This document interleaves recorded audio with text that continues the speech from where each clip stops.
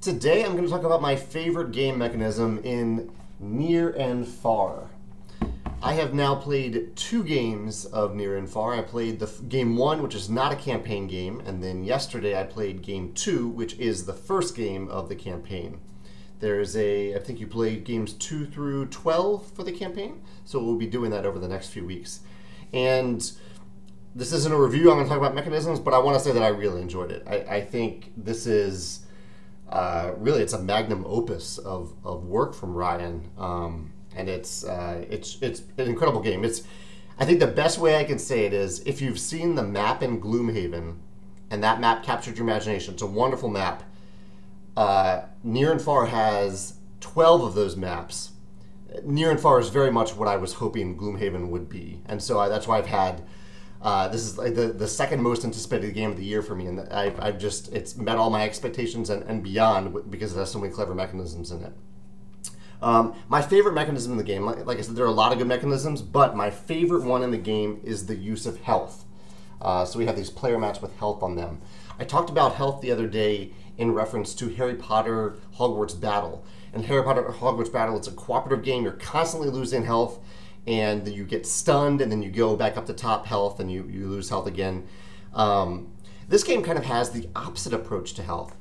It's a competitive game, and there aren't creatures or monsters or events that are actively seeking you out and dealing damage to you. Rather, health is a luck mitigation device in this game, and it's brilliant.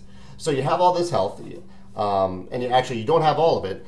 Your health depends on the health of your party, your adventurers that you have when you set off to explore. Because you spend part of the game in town, or as much time in the game as you want in town, and then as much time as you want exploring the land, exploring these maps that I mentioned.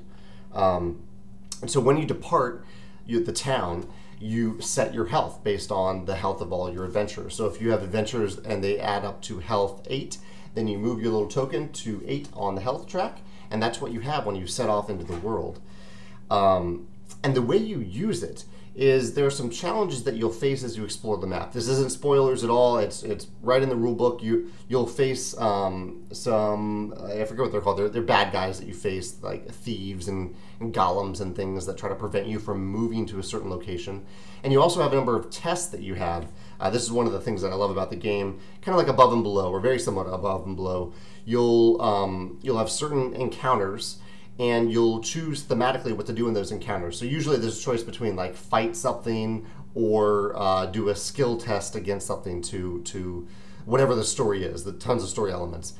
And so you'll roll some dice to see if you achieve that test, and here's where the luck mitigation comes in. You say I have a skill test of 4. I need to get skill 4 to accomplish the encounter. And I only roll a 2. I can spend health to move up to that 4. So I rolled a 2. I need to get to 4. I can spend 2 health to get to 4.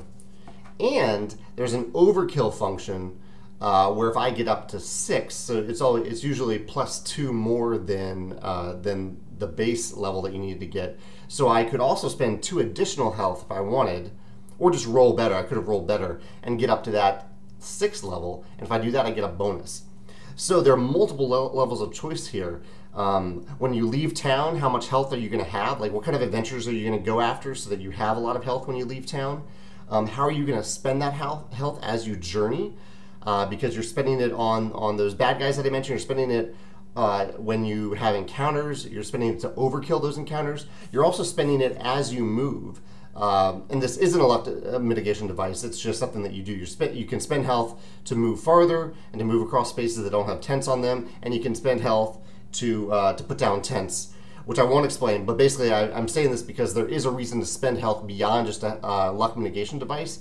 So there's this constant push and pull of, okay, do I save health so that if I have a bad roll, I have that mitigation there, or do I spend it right now because I know for sure if I spend it right now, I can move further, or I can put down a tent for sure.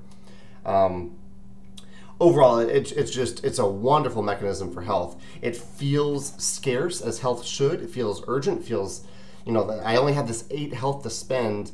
I don't want to spend it all while I'm out in the, or I want to spend as little as possible so I can go as far as I can, so I can accomplish as many things while I'm out in the world instead of having to regroup back in town to reset my health again. But it also doesn't feel punishing. Like in Harry Potter Hogwarts Battle, as brilliant as that mechanism is, it felt constantly punishing because you're constantly losing health and moving towards being stunned again. This feels like something like a reward rather than a punishment. So yeah, health in near and far, brilliant mechanism, brilliant luck mitigation mechanism. I'd love to hear your favorite luck mitigation mechanism in a game, in any type of game, cooperative or competitive. Or if you've played near and far and want to talk about your favorite game mechanism in it, I'd love to hear that as well. Thanks.